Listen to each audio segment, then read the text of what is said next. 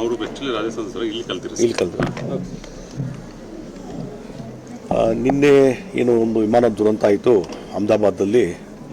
242 ಜನ ಮೃತಪಟ್ಟಿದ್ದಾರೆ. ಅದರಲ್ಲಿ ಭಾರತೀಯರು ಮತ್ತು ಲಂಡನ್ದವರು ಎಲ್ಲರಿದ್ದಾರೆ. ಅದರಲ್ಲಿ ಆ ದುರಂತದಲ್ಲಿ ಮಡಿದವರಲ್ಲಿ ಪ್ರತೀಕ್ ಜೋಶಿ ಅವರು ಇಲ್ಲಿಯೇ ಕಲ್ತವರು.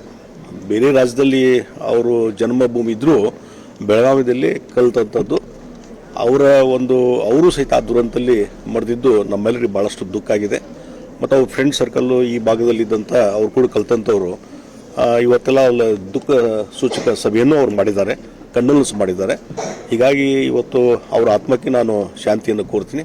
ಈ ರೀತಿ ದುರಂತ ಆಗಬಾರ್ದಾಗಿತ್ತು, ದುರ್ದೈವದ ಸಂಗತಿ.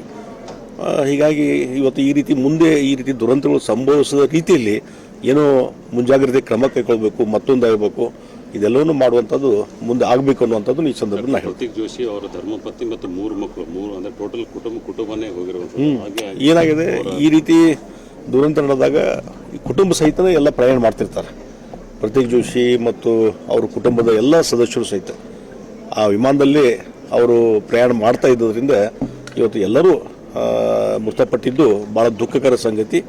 ಆ ಕುಟುಂಬಕ್ಕೆ ಭಾಳ ದೊಡ್ಡ ಆಘಾತ ಆಗಿದೆ. ಆ ದುಃಖದಲ್ಲಿ ಇವತ್ತು ಆ ದುಃಖವನ್ನು ಭರಿಸುವಂಥ ಶಕ್ತಿ ಇನ್ನು ಉಳಿದ ಯಾರು ಸದಸ್ಯರಿದ್ದಾರೆ ಅವ್ರಿಗೆ ಧೈರ್ಯ ಸಿಗಲಿ ಅಂತ ಹೇಳಿ ದೇವರಲ್ಲಿ ನಾನು ಪ್ರಾರ್ಥನೆ ಮಾಡ್ತೀನಿ. ಅವರ ಒಂದು ಆತ್ಮಕ್ಕೆ ಶಾಂತಿಯನ್ನು ನಾನು ಕೊಡ್ತೇನೆ. Thank you sir.